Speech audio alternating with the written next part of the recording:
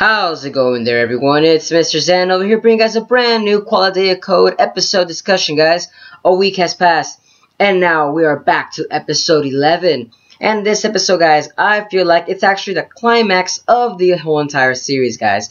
We're actually now getting ready for the final battle that's going to ensue on the next following episode. Because for a fact, the next episode, guys, is the final episode of the series. So, there really is a lot to talk about in this episode. That, like I said, this episode kind of gave off a lot of intriguing information as to what's going on with the villains. A little bit of details on the heroes themselves, guys. But, it was kind of like mix and match kind of thing going on with the heroes. The story structure around the heroes in this episode was just a little rushed, in my honest opinion. That's what it kind of felt like to me. Overall, the story was great. Maybe if they added like another episode, like this episode might have been like the episode where they could have motivated themselves. That's what it felt like to me. Like this episode should have been a full-on motivational episode. And then the next episode is more of the long lines as to like heading towards the final battle. And then like the 13th episode will be like the final battle that ensues, and then like the epilogue that happens after that. That's kind of my idea of how the episode should have gone along with this series, because there was a lot of information that was like bundled up in this episode, and I feel like the next episode is going to be the same thing. Like a lot of information is going to be bundled up, and you're just going to be wondering, like, let's hope it won't destroy the story structure, That's the important thing, We got to have a flow going on when you're watching the episodes. And that's what happens with every viewer, You want it to be a flow going on every time you're watching, Don't get me wrong, though. This anime, like I said, when it first began, it was very sketchy. But as you kept watching it, it was going very slow. Like, it slowly teased you in. But now it's reaching its climax. A lot of viewers are actually asking yourself, like, how is this anime going to end? Like, will they actually defeat the enemy? Or will the enemy actually continue on to another season? It's just a lot of questions that is begging us readers and watchers of, of this series, just what the heck is going to happen to the enemy themselves? Is this enemy actually the unknown? Are they the actual, I would say, I'm going to call it the hive. Like, are they the actual hive that's actually implanted on Earth? Or is there another hive that's actually in another world? Because in this episode, I forgot what her name, what was her name? Ari herself, guys, she actually explained that, they came to Earth and they loved Earth, and they actually implanted I would say, their family and children onto Earth itself. But, we're kind of wondering as to, is Ari literally the queen of the whole entire race? Or is Ari actually, I would say, just a small spectrum of what the whole entire unknown race are? We just still don't know that. And also, are the unknown humans, or I would say a human technological creation? Like, is it an artificial creation too, We still don't know that, Like I said, Kasumi found a lot of pictures and information that happened back in the previous episodes, but they kind of didn't really involve around that little scene, I'm assuming that information that Kasumi found was basically that, the world was fake. But, a lot could be speculated from that little scene too, What if there was more to it than just, that the whole world was fake and the little code things that were in the back of the people's necks? We're just wondering what the heck is going on. But like I said, it's still a good episode. Like I said, the story is intriguing. Let's just hope that it's not rushed, though. That's the thing that many viewers want to know. Do not rush this series. This series is going by pretty great and keeping us keeping us watchers, anime-only watchers, to entice us into the little tiny story that's going on and enveloping around. And what I found funny about this episode, guys, also, there's like I'm saying, there's a lot to talk about this episode, but, I just want to point out some of the stuff is that the adults in this episode, they seem more childish than the freaking main characters themselves. And the main characters are in their teenage years. It's so freaking hilarious. A lot of the viewers and watchers of this, they're going to be like, why are the adults acting so, I would say, like in an awkward fashion? They're too, not formal, but too squared. They're basically flat characters. They have no personalities. Their personalities is follow the rules, stick to the plan, no matter what. Even if we're gonna die, just stick to the plan. But that's it. If we stick to the plan, everything. If we don't stick to the plan, everything else will fall into shambles. And I'm here thinking what the heck? Like, this vice captain, you know, by the way, the vice captain was kind of like, I don't know, I felt like, are you really a vice captain? Like, I felt like you were like, as if someone just put you on the throne and said, we don't have no one else, so let me just put you up there. Like, that's what it kind of felt like to me, in my honest opinion. And I'm thinking like, oh man, get rid of this guy. Good thing Kasumi came in on there, and I love the way that he actually took control of the situation. By the way, the Joanne's army, like, it just felt like they weren't really elaborated a lot as well in the episode. Like I said, they have this powerful weapon. It was like an unknown, I would say, destroyer. Like, it literally destroyed like half the entire city. It was pretty good, don't get me wrong. Like, that weapon was strong. But like I said, like, they don't elaborate on how can it destroy the unknown. Like, what's the unknown's weakness? How are they able to defeat him with the human technology? Like, it's just like, it's like, intertwining and mingling. Like, it brings up a lot of questions in my head. Like, I'm just thinking like, what the heck is going on? Like I said, it's just, I'm hoping that the story like doesn't finish here in this season. I'm hoping it actually does continue on. At least I'm hoping that if they do create a second season, they actually will, I would say, create more and elaborate more on the unknown themselves. Like the first season, in my honest opinion, it feels like it's elaborating on the battlefield itself and getting out of the unknown's clutches that they were destroying. Like I said, like the second season could probably go into whatever they wanted to go. But, like, in my honest opinion, like, I just wish they kind of would elaborate that, or at least a prequel to what happened, That's my honest opinion of what I would like to.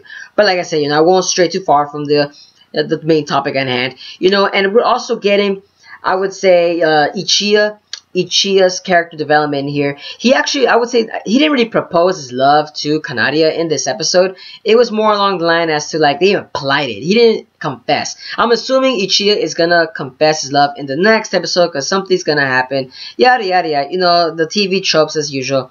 Main character's on the verge of dying, so he will have to confess his love in order for him to actually come out on top. That's the way that I'm thinking with Ichiya's gonna happen.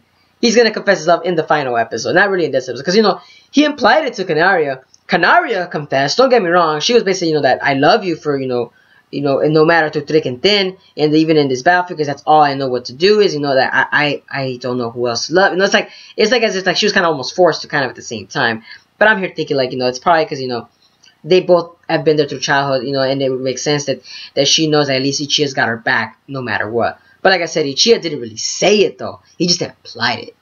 And which I kind of thought to myself, you guys are teasing us.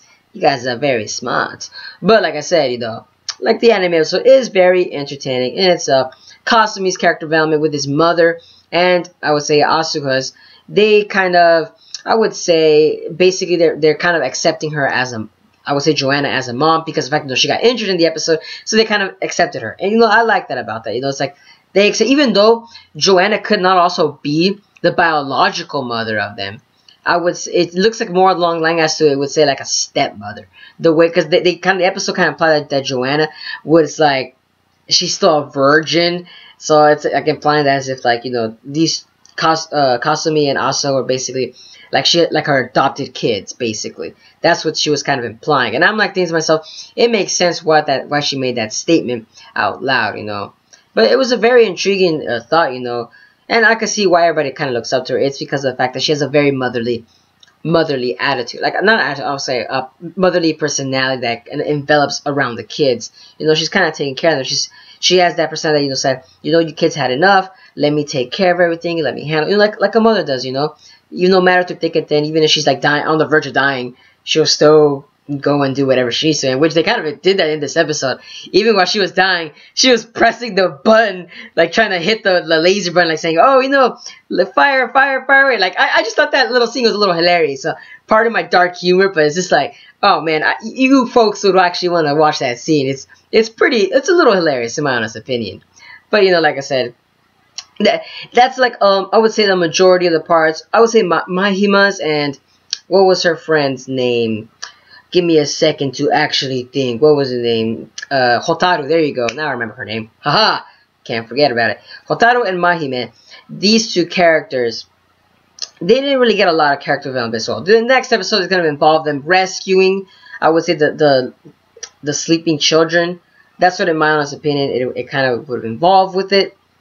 But like I said, it's very interesting to see Mahime at least cares about it. And by the way, the group, the whole entire main characters group is actually, you know, they're gonna go infiltrate the I would say the unknown base, and they're gonna split up and do what they gotta do in order to take the enemy down. And by the way, guys, what the freaking heck is going on? There was one scene in particular that's going to throw a lot of you viewers into submission. And the person that I'm talking about, guys, is Gotoku. Gotoku Asanagi. You know why I'm talking about this character? It's because of the fact that his development is so weird that he's actually a human. Don't get me wrong, he's a human, but sided with the unknown. Now, that is one character that I personally feel like they should have elaborated more on. It's so hilarious that they're just elaborating it right now, at bits and bits throughout the episode, and you're wondering why. We want to know more of the backstory of freaking Gotoku's character development. Why didn't they explain? Well, I want to know why he joined the villain side if he's a human, or is he actually, I would say, an unknown with human characteristics, like a perfect unknown. You know, you kind of say that, but you know, like I said, it's so weird that why Gotoku's actually joined the villain side. Or maybe he's just one of those characters that are flat characters that says, you know, F humanity and destroy humanity for what it's because they destroyed my love, or something along the lines of that, you know. Or maybe Adia is using the body of Gotoku's long lost lover. You know, maybe that's what Gotoku kind of joined the villain side, because maybe Adi basically recreated his long lost love, reanimated again. You know, there's a lot of speculation going on with Gotoku's character development and why he actually joined the freaking villains, you know. But like I said, you know, why? There's only one more episode. Just angers me just a little bit as to why, like, you know, a lot of the important characters are not going to get that much shine on TV screen. You know, it's a little shame. But like I said, but there's one more character that I want to talk about, guys, and that character is Aoi. Aoi's character. Remember, back in the like the first 3 or 4 episodes, Adi was basically fixing the code that's in the back of Adi's neck.